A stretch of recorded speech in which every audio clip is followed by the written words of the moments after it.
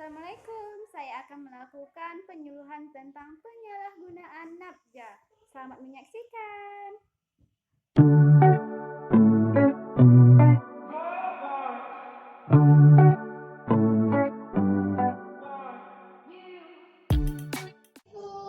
Waalaikumsalam. Selamat pagi adik-adik. Selamat pagi, Kak. Perkenalkan, nama kakak Vidya. Kakak berasal dari Universitas Sriwijaya. Ingin melakukan penyuluhan tentang bahaya penyalahgunaan nafza. Setelah adik mengikuti kajian ini, diharapkan adik-adik itu tahu bagaimana apa itu penyalahgunaan nafza. Setelah kakak menyampaikan materi, diharapkan adik-adik dapat menjelaskan apa itu nafza, jenis-jenis nafza, dampak dari penyalahgunaan nafza, penyebab penyalahgunaan nafza, dan cara pencegahan penyalahgunaan nafza. Sebelum kita masuk ke materi, kakak ingin bertanya, apakah adik-adik ada yang tahu apa itu nafza? Saya Namanya siapa, Di? senang Apa sih nafza? narkoba. Jawabannya betul. Kasih tepuk tangan kepada saudara kita, adik kita Husna. Baik, kita langsung masuk ke materi ya. Nafza adalah singkatan dari narkotika, alkohol, psikotropika, dan zat aktif lainnya. Nafza adalah bahan atau zat yang dapat mempengaruhi kondisi mental atau psikologi seseorang. Nafza juga dapat membuat kita menjadi ketergantungan terhadap fisik dan psikologi seseorang. Nafza tergolong ke dalam zat psikoaktif yang berpengaruh pada otak sehingga menimbulkan perubahan perilaku, persepsi, pemikiran, dan perasaan. Jenis-jenis nafza.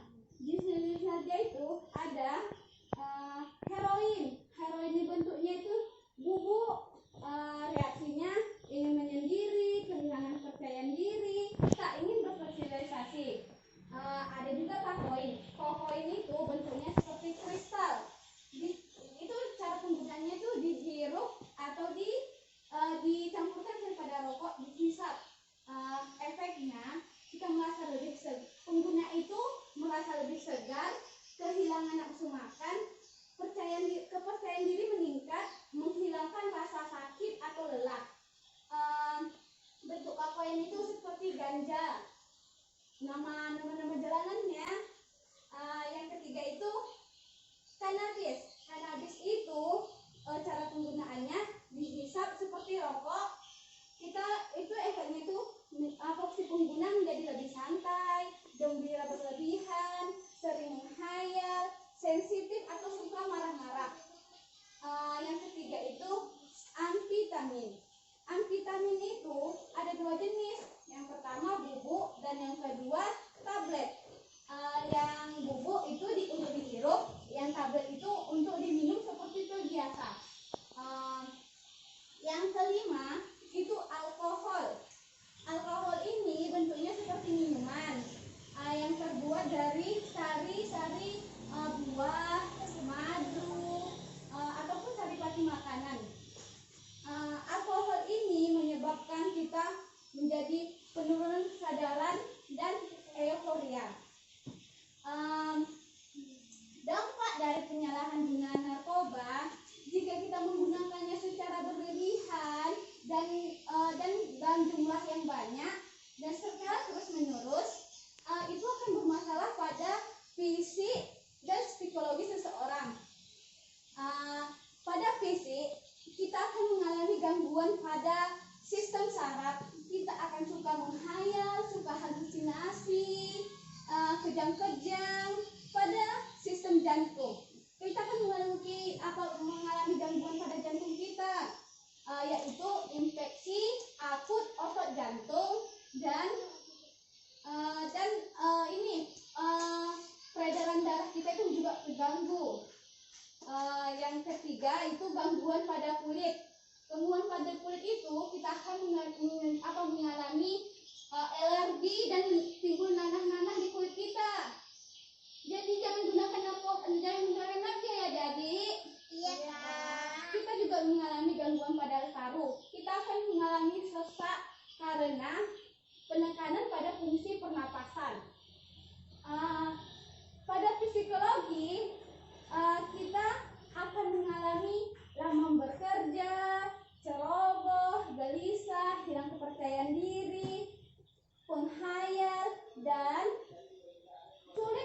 berkonsentrasi. Pada masalah sosial, kita mengalami gangguan pada mental, pendidikan kita juga terganggu. Kalau kita menggunakan narkoba, kita tidak melanjutkan apa pendidikan kita tidak sekolah, jadi kita tidak mengetahui apa-apa. Penyebab penyalahan penggunaan narkoba, ada dua faktor yang mempengaruhi penyebab penyalahgunaan narkoba. Yang pertama, faktor individual. Seseorang yang resikonya lebih tinggi menggunakan nafza, ciri-cirinya yang pertama suka memberontak, yang kedua itu pendiam,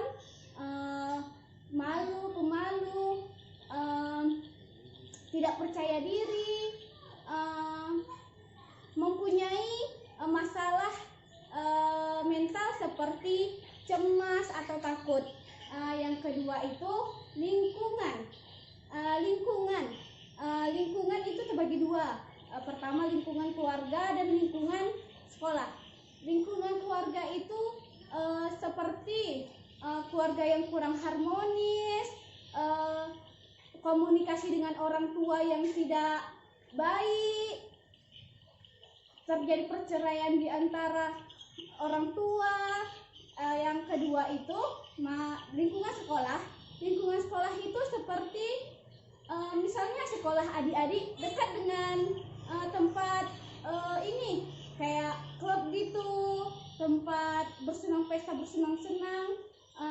Di sekolah adik ada juga yang pengguna narkoba. Di sekolah adik juga peraturannya itu tidak apa sih namanya itu, Dek? Peraturannya itu tidak ada, tidak ketat.